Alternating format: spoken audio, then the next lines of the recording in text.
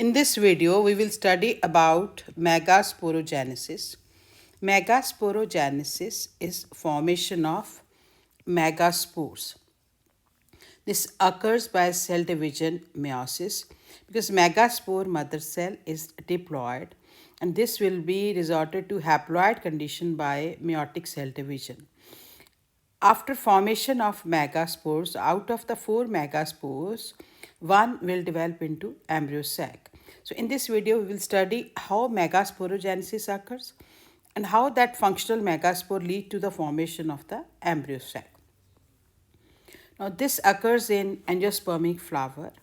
Now this is the female part of the angiospermic flower. This is called as gynoecium. This is made up of ovary, style and stigma. So this part in the center, which is made up of ovary, this part is ovary, this is style and this is the stigma, and this ovary part has ovules. These are the ovules. Now these ovules, if we cut transverse section of the ovary, we can see here, now this part is called as placenta, on which these ovules they are born. So these are the ovules which are born on the placenta. This is also called as, this arrangement of ovules on the placenta is also called as placentation.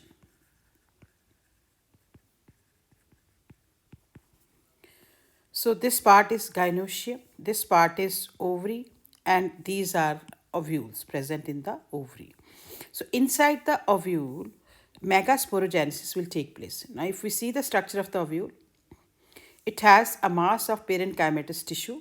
Now we can see here, this is the nucellus part. This will have like this parenchymatous mass of tissue. These are thin-walled cells which are forming the nucellus part. So this is called as a mass of parenchymatous tissue. So this is the nucellus part, and this is covered by coverings. This is inner integument and this is the outer integuments. These are the covering. To know about the detailed structure of the ovule, you can watch my video of ovules. Link is shared in the description box. And where integument end, this is called as chalazal end. And where integuments are absent, this part is called as micropyle. So small opening is here. This is called as micropyle. So when megasporogenesis has to take place, a cell will get differentiated here at this point toward the micropillar end. This is called as megaspore mother cell, or this is also called as archisporial cell. Archisporial cell. Now this archisporial cell, because whole of the ovule is diploid in genetic constitution, so this will be also diploid in genetic constitution. So this archisporial cell will undergo meiotic cell division to resort to haploid condition. So how does this take place? So we can say, what is megasporogenesis? It is the formation of the megaspores from the megaspore mother cell. Now this archisporial cell will get differentiate to form megaspore mother cell, and this occurs inside the nucellus of the developing angiosperms, because this angiospermic plants, they have flowers. In the flower, in the female part, we have ovules, and the ovule, this is the mass of the parenchymatous tissue which is called as nucellus. So this archisporial cell is the basic cell for the formation of the megaspores. Now this archisporial cell, which is present over here, now this archisporial cell will develop into 2 cells like this, right? Then this will develop into 4 cells like this. So ultimately we will get a tetrad condition. These are also called as megaspores. So first this divides into 2 cells, then into 4 cells. Now we'll discuss in detail how does this take place. Now this is the nucellus part like we discussed, and archisporial cell develops into 2 cells, like here we have made 2 cells, right? So this will develop into 2 cells. This is, which is toward the upper side, this is called as primary parietal cell, and this is called as primary sporogenous cells, because this part, this primary sporogenous cell will develop into the megaspore mother cell. Now this primary parietal cell will further divide into 2 cells like this. We can see here. Now this has divided into two cells like this. Now this will further divide into two cells like this. Right? These are primary parietal cells, which will add to the nucellus tissue.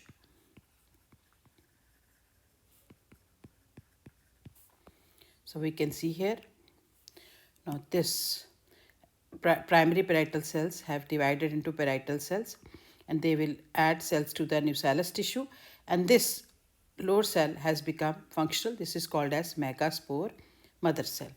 Now this megaspore mother cell, this part is called as megaspore mother cell. Now this will undergo meiotic cell division to form two cells and then to the four cells. We'll just discuss in the next slide in detail. So we can see here this has developed into megaspores, right? 4 megaspores are produced. This is called as tetrad condition. Tetrad condition, because this is being produced after meiosis. So all the megaspores, they will be haploid in nature. So we can again repeat, in the nucellus, archisporial cell get differentiated. This divides to form two cells like this, and this upper is called as primary parietal cell. This is called as primary sporogenous cell.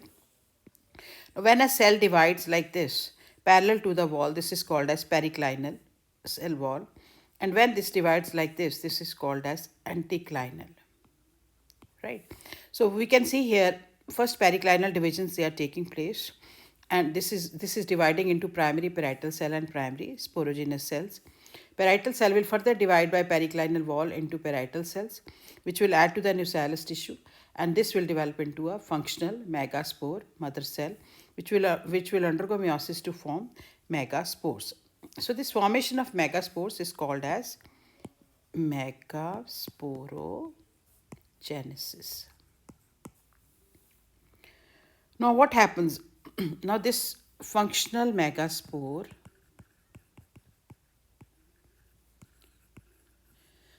this is basically diploid in genetic constitution.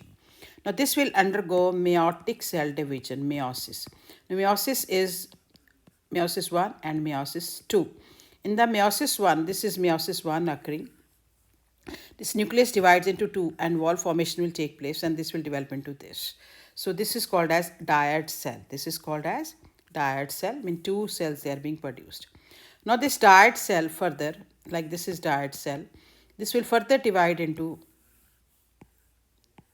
like this. Nucleus will divide into two nucleus like this, and this develop into this. This is called as tetrad condition, and this is also called as meiosis 2 cell division. So first, after meiosis 1, 2 cells are there being produced, and after meiosis 2, 4 nuclei are produced and leading by wall formation.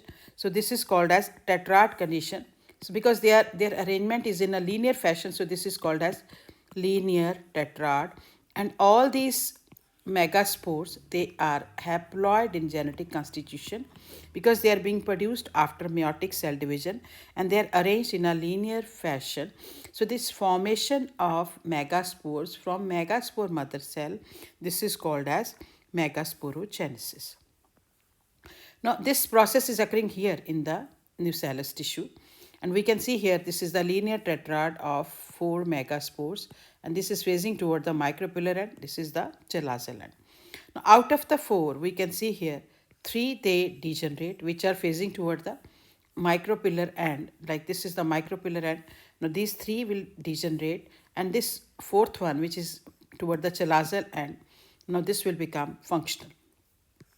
This become functional, and these 3 they degenerates. This functional megaspore will give rise to embryosac. This will form embryosac, right? Now, how does this take place, formation of embryosac? Because if we see this functional megaspore, this has a haploid nucleus. First, meiotic cell division occurred because megaspore mother cell was diploid. Now, this is haploid in genetic constitution. So, now cell division which will take place, this will be mitotic cell division. So, this nucleus will divide into 2 nuclei, right, like this. by mitotic cell division. So this is the first mitotic cell division, nucleus leading to the formation of the two nuclei. Then these two nuclei will further divide into like this, and this will develop into 4 nucleate condition. Now this 4 nucleate condition will further undergo mitotic cell division like 4 and 4 like this. So this will lead to 8 nuclei conditions. So first this nucleus will divide to form 2 nuclei. Then this will divide to form 4 nuclei. Then this will divide to form 8 nuclei. So this is called as 8 nuclei or 8 nucleated stage. Now after this 8 nucleated stage, division will not take place except in certain species. Now this part of the functional megaspore is toward the micropillar end, this is toward the cell end. Like we can see here, this part is the micropillar end, this part is the cell end. So out of the 8 nuclei, their arrangement now will take place. We can see here again, this is the megaspore mother cell, which is leading to the formation of functional megaspore. And these three, they are degenerating like we earlier discussed. This is toward the micropillar end. Now this divides into 2 nuclei, this divides into 4 nuclei, this divides into 8 nuclei. Now organization will take place, and out of the 4, 3 will organize here and 1 will move in the center. Again out of the 4 here, 3 will organize at the cell end and 1 will move here. Now these are the 2 polar nuclei present in the center, and these are 3 cells which will form antipodal cells, and these are the 3 nuclei which will develop into egg apparatus. So we can see here, after maturity, this part is developing into egg apparatus. These are 2 polar nuclei, and these are 3 antipodal cells which are facing toward the cell end, and this is facing toward the micropillar end. Now we can see again in this diagram, this is the mature embryo sac, and we can see here in the center, this is the egg cell. Basically this is the female gametophyte. This has its nucleus and vacuole, and these are 2 assistant cell.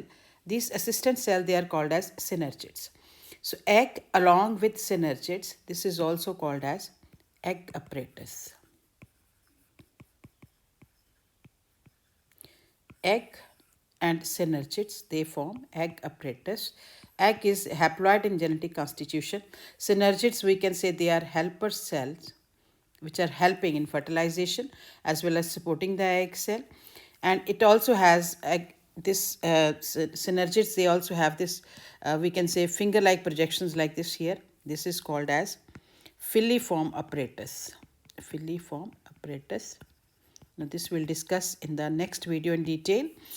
Now these are 2 polar nuclei which are present in the center, and these basically lead to the formation of endosperm at maturity after fertilization.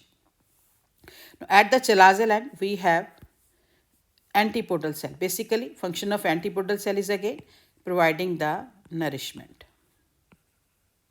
So a mature embryo sac has egg apparatus, it has 2 polar nuclei, and it has 3 antipodal cells. So arrangement is 3 plus 2 plus 3. 3 here and 2 in the center, which are leading to the formation of the endosperm. Egg is the female gametophyte, and all these nuclei, they are haploid in genetic constitution. Because they are being produced after mitotic cell division from the functional megaspore which has haploid nucleus. So this is about a formation of the embryo sac and about its structure. If you have any doubts, you can ask me in the comment box. Thank you for watching my video. If you like my video, please like, share and subscribe.